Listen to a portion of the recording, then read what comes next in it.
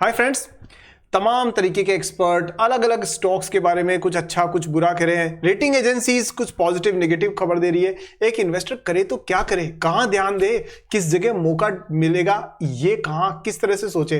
तो दोस्तों, अगर आपके मन में ऐसे सवाल आते रहते हैं ना, तो ये चैनल आप ही के लिए बना हुआ है, क्योंकि ईमानदारी से ट्रांसपेरेंट तरीके से रिसर्च बेस्ड कंटेंट मैं आपके लिए लाता रहता हूं।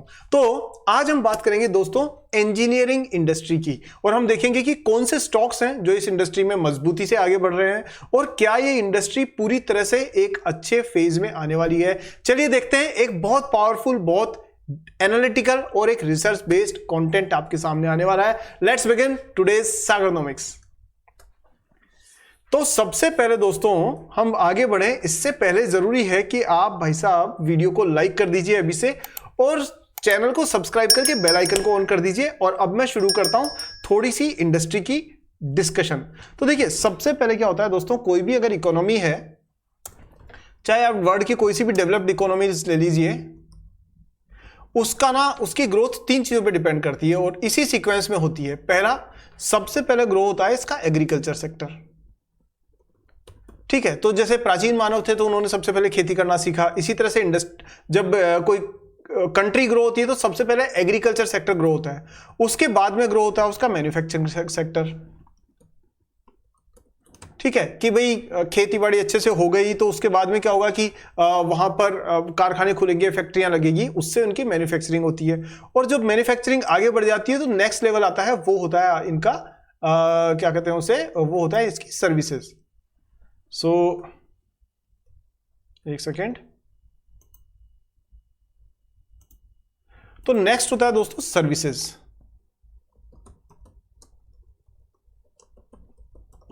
इस तरह से ये इसी सीक्वेंस में किसी भी देश की अर्थव्यवस्था जो है वो ग्रो करती है। लेकिन अब बात यह है कि हमारे देश में क्या हुआ है। हमारे देश में एक बड़ी इंटरेस्टिंग सी चीज हुई है कि हम लोग एग्रीकल्चर से और सीधे कहां पहुंच गए हैं, वो पहुंच गए मैन्युफैक्चरिंग में। क्योंकि आपने देखा होगा 2000 पहले यानी सन 2000 से पहले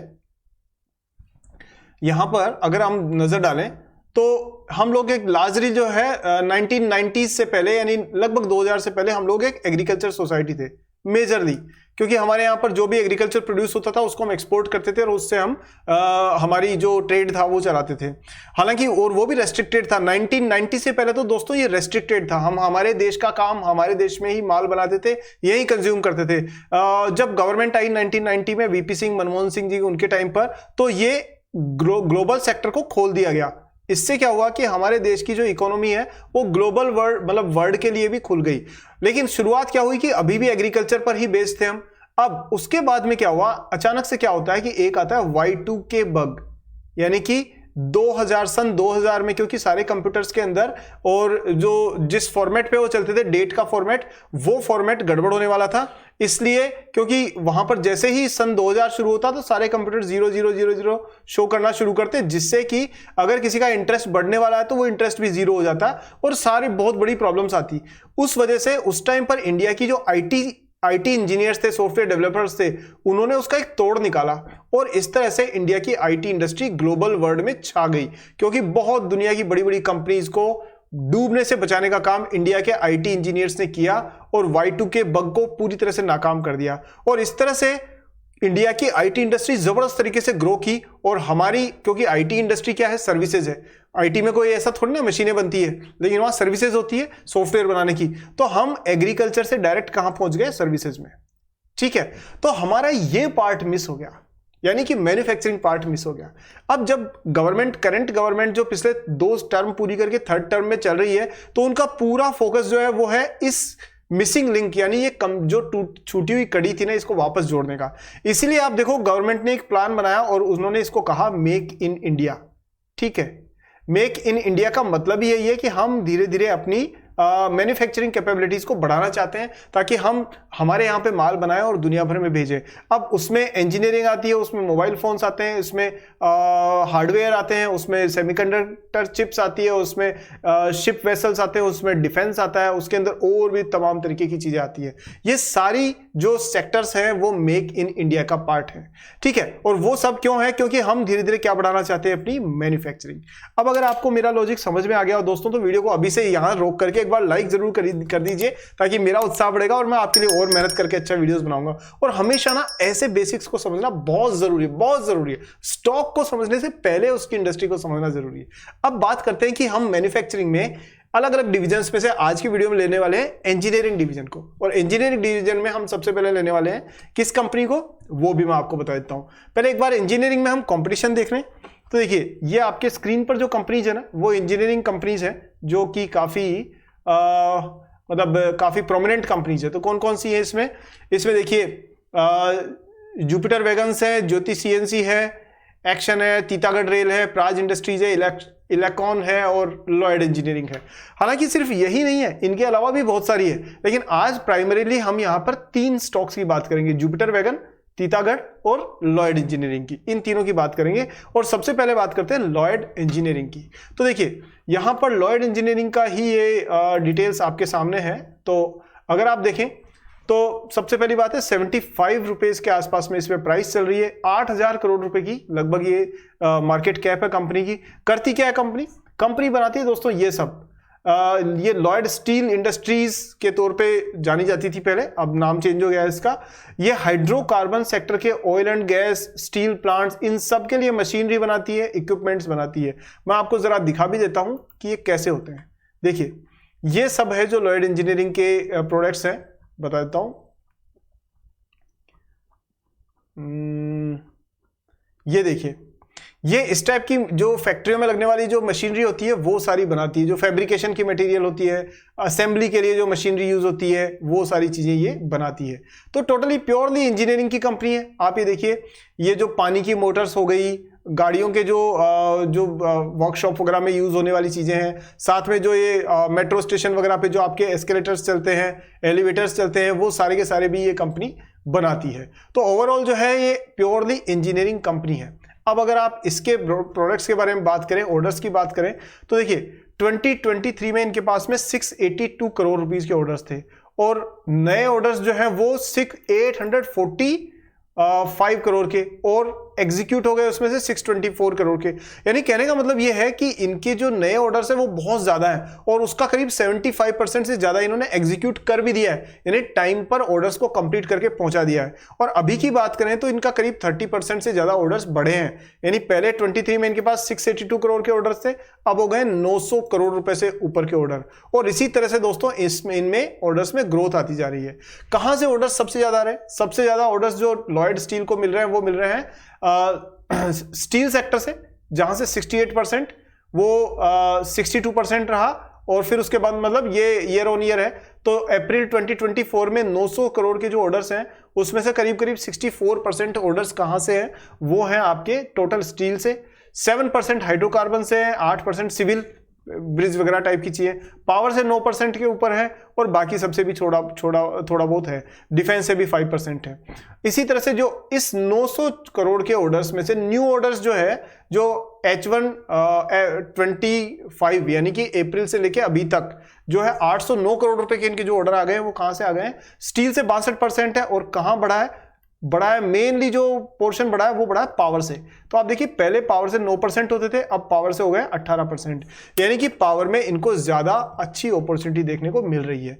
जरा कंपनी के बाकी चीजों पे नजर डालें तो यहां आप देख सकते हैं कि प्राइस टू अर्निंग रेशियो बहुत ज्यादा है कंपनी का, 90 है, इसको थोड़ा सा कम होना जरूरी है। लेकिन अगर आप पैग रेशियो देखें तो ये फिर भी जस्टिफाइबल है, यानी बहुत ज्यादा ओवर वैल्यूड नहीं है, कंपनी फेयरली वैल्यूड है। इसके अलावा आप देखें तो ROIC 18 से ऊपर का है और ROE 26 का है, which is very good considering the industry. और अगर ये मेक इन इंडिया को प्रमोट करने में एक अच्छा खासा काम करते हैं then this number can go higher.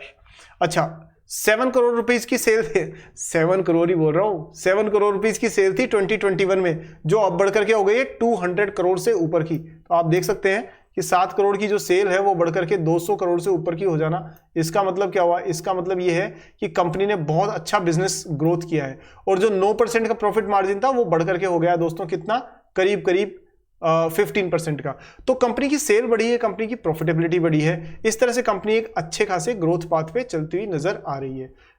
जरा हम टेक्निकली बात करें तो ये लॉयड इंजीनियरिंग का टेक्निकल चार्ट देख सकते हैं और यहां आप देखो कि ये अभी कंसोलिडेशन वाले जोन में चलती नजर आ रही है आपको, ये यहां से यहां तक ये देखिए, ये वो पीरियड है जिसके अंदर अभी शेयर प्राइस में एक कंसोलिडेशन चल रहा है, एफआई छोड़ छोड़ के भाग रहे हैं, लेकिन आप ये देखेंगे कि यहाँ इसको एक सपोर्ट है, कहाँ पर 70 रुपीज के आसपास में इसको एक मेजर सपोर्ट है, और करीब 80 रुपीज के आसपास में इस पे मेजर आपका क्या है, इसका जो है रेजिस्टेंस है। अगर ये 80 को तोड़ करके उसके बाद में उससे ऊपर चलती है तो दोस्तों ये 95 तक आराम से जा सकती है मिड टर्म में, शॉर्ट टू मिड टर्म में, क्योंकि कंपनी, और अगर ये 90 के ऊपर, 95 से ऊपर अगर ये स्टे कर गई और करीब 100 रुपए जिस दिन इसने टच कर दिया ना दोस्तों, तो इसके पूरे चांसेस है कि ये लॉन्ग टर्म के लिए एक ग्रोथ पाथ पे चलना शुरू हो सकती है। 100 अगर इसने तोड़ करके उससे ऊपर अगर रुक गई तो ये फ्लैग पैटर्न कंप्लीट हो जाएगा और उसके बाद में ये कंपनी आगे ग्रो कर सकती है। ये दोस्तों इसका टेक्निकल चार्ट था। जुपिटर वैगन्स की भी एक बार बात कर लेते हैं। तो अगर हम जुपिटर वैगन्स की बात करें तो यहां थोड़ा शॉर्ट पे रखेंगे दोस्तों, क्योंकि बहुत डिटेल में तो वीडियो काफी लंबी हो जाएगी। यहां देखिए, एक सेकेंड, मैं अगर पूरी इंडस्ट्री में के हिसाब से बात करूं तो देखो, जुपिटर और तीतागढ़ ये दोनों प्योरली रेलवे नेटवर्क को कैटर करने वाली कंपनी है। जुपिटर में 500 करोड़ रुपए की इसकी 500 रुपए की इसकी प्राइस है लगभग, और तीतागढ़ रेल में 1200 रुपए की है। मैं एक बार इनको ओपन कर ही देता हूं ताकि आपको थोड़ा सा और डिटेल में समझा सकूं। जुपिटर वैगन पे हमने काफी वीडियोस बनाए हुए हैं, आप चाहे तो देख सकते हैं। 22,000 करोड़ जो है वो आप इसकी कंपनी की है मार्केट कैप, और इसके बाद में अगर हम देखें तो इसकी करीब 506 रुपए की 26 रुपए की प्राइस लगभग चल रही है। 27% की आरओई है और 31% की आरओसीई है। और अगर आप देखें पैग रेशियो और प्राइस टू अर्निंग रेशियो में, तो पी रेशियो 61 है लेकिन पैग रेशियो 0.76 है। अब देखिए 0.76 नंबर ज्यादा इंपॉर्टेंट है इस केस में, क्योंकि पैग रेशियो शोज कि प्रॉफिट पी रेशियो के मुकाबले में ईपीएस की ग्रोथ कितनी हुई है, क्या प्रॉफिट भी उसी रफ्तार से ग्रो कर रहा है जिस रफ्तार से आपकी प्राइस ग्रो कर रही है। तो ये दिखाता है आपको पैग रेशियो, और ये लेस देन 1 अगर होता है तो दैट इज ऑलवेज गुड। ठीक है, सो लेस देन 1 होना इसका हमेशा अच्छा होता है। सो इस हिसाब से जुपिटर वैगन जो है वो अंडर वैल्यूड है। अच्छा, यहां मैं आपको एक चीज बताऊंगा दोस्तों कि स्टॉक मार्केट में ना सिस्टमेटिकली देखिए, अगर आप लॉन्ग टर्म के लिए चीजों को समझना चाहते हैं और अच्छा एक नॉलेज बेस तैयार करना चाहते हैं, तो मैं आपके लिए लेकर के आया हूं एक लाइव सेशन जिसमें बूलियन स्क्रिप्ट की मदद से 10 मिनट से कम टाइम में स्टॉक्स को कैसे चूज किया जाता है और आधे घंटे से कम टाइम में अपना एक कंप्लीट विनिंग पोर्टफोलियो कैसे बनाया जाता है, ये सारी चीजें मैं आपको लाइव सिखाने वाला हूं। बहुत सारे दोस्तों की डिमांड थी और बहुत सारे लोगों ने अटेंड भी किया है, और हजारों लोगों ने हमें करीब 4.9 आउट ऑफ 5 रेटिंग दी है। तो ये बड़ा ही जबरदस्त है, तो मैं चाहता हूं आप भी उसका फायदा उठाएं। जल्दी हम उसे कंडक्ट करने वाले हैं, तो उसकी डिटेल्स लिंक आपको मिल जाएगा डिस्क्रिप्शन में और पिन कमेंट में। सिर्फ 99 रुपीज की कॉस्ट है, जिसके ऊपर आपको 2 घंटे का सेशन प्लस बहुत सारे फ्री टूल्स, फ्री रिसोर्सेज आपको एज ए गिफ्ट भी मिलने वाले हैं। तो आपको बिल्कुल मौका नहीं चूकना चाहिए, क्योंकि हमारे बहुत सारे दोस्तों ने इसे ज्वाइन किया था। ये देखिए, जब आप नीचे लिंक पे क्लिक करेंगे तो आपके सामने ये वाला पेज खुलेगा, और इस पेज पर आपको डिटेल्स मिल जाएंगी इस सेशन की। आप देख सकते हैं करीब करीब 4.9 आउट ऑफ 5 रेटिंग मिली हुई है इसके अंदर। और जब आप इस बटन पे क्लिक करेंगे तो आप सीधे पहुंच जाएंगे दोस्तों हमारी वेबसाइट पर। वो भी हमारी वेबसाइट है, ये भी हमारी वेबसाइट है, जिस पर आपको डायरेक्टली यहां पर बाय कोर्स फॉर 99 इस पे क्लिक करना है और आप सीधा हमसे जुड़ सकते हैं लाइव सेशन में। इस बार शायद 28 ऑफ दिसंबर को हो रहा है, उसके बाद नेक्स्ट लाइव सेशन भी होगा, बट इसको आपको जरूर ज्वाइन करना चाहिए। सो ये दोस्तों आपके लिए एक बड़ी काम की जानकारी है जिससे आप फायदा उठा सकते हैं। इसमें ना मैं आपका बहुत 90-95% टाइम बचा दूंगा आपका, ये मान करके चलिए, क्योंकि ऐसी स्ट्रेटेजी जो मैं यहां डिस्कस नहीं कर सकता वो मैं आपको वहां पर डिस्कस करने वाला हूं, क्योंकि यहां तो 10-12 मिनट ही होते हैं हमारे पास, इसलिए। चलिए, तो जरूर फायदा उठाइए। वापस आते हैं टॉपिक पे। जुपिटर वैगन में आप देखेंगे तो इंडस्ट्री का जो पी है ना, उससे ये थोड़ी सी ज्यादा है, लेकिन कोई ज्यादा परेशानी वाली बात नहीं, क्योंकि सेल्स और प्रॉफिट दोनों ही 70% से ज्यादा ग्रो कर रहे हैं। यानी हर साल अगर किसी कंपनी का 70-80% ग्रोथ होती है, विच इज फिनोमिनल। लेकिन क्या ये हमेशा ऐसे चलती रहेगी? तो दोस्तों हमेशा एक सी नहीं चलती है ग्रोथ, ऊपर नीचे होना स्वाभाविक है, ठीक है। लेकिन हमें किस चीज से पता पड़ेगा कि कंपनी में दम है या नहीं है? तो उसके लिए हम देखते हैं इसकी शेयर होल्डिंग पैटर्न को। तो यहां नजर डालें तो हम देखें कि एफआईआईज ने अपनी ग्रोथ कर दी है 0% से बढ़ा करके और 3.4%, और डीआईआईज भी लगभग 2% लेके बने हुए हैं। हालांकि डीआईआईज ने अपनी शेयर होल्डिंग 18% से 2% कर दी थी 2 साल पहले, तो 2 साल के बाद में इन्होंने धीरे धीरे अब बढ़ानी शुरू की है। तो अगर आप देखें तो जून से लेके अभी तक इन्होंने डबल कर दी अपनी शेयर होल्डिंग, किसमें? जुपिटर वैगन्स में, क्योंकि आप देखें कि ये क्या करती है कंपनी, ये डब्बे बनाती है ट्रेन के। तो आपके जो मेट्रो के, वंदे भारत के, उनके जो डिब्बे बनते हैं मालगाड़ियों के, तो जुपिटर वैगन्स एक ऐसी इंडस्ट्री में जिसकी डिमांड हमेशा बनी रहती है। अब बात करते हैं तीतागढ़ रेल की। तो यहां पर देखें तो 1200 रुपए के आसपास की प्राइस है। तीतागढ़ रेल का भी वही है कि ट्रेन के डब्बे और उसकी जो कास्टिंग्स वगैरह है वो सारी बनाती है, कोचेस बनाती है बेसिकली। तो 17,000 करोड़ रुपीस की मार्केट कैप है और डिविडेंड यील्ड 0.06% है। अगेन स्टॉक का जो पी है उसके मुकाबले में peg ratio is less than 1।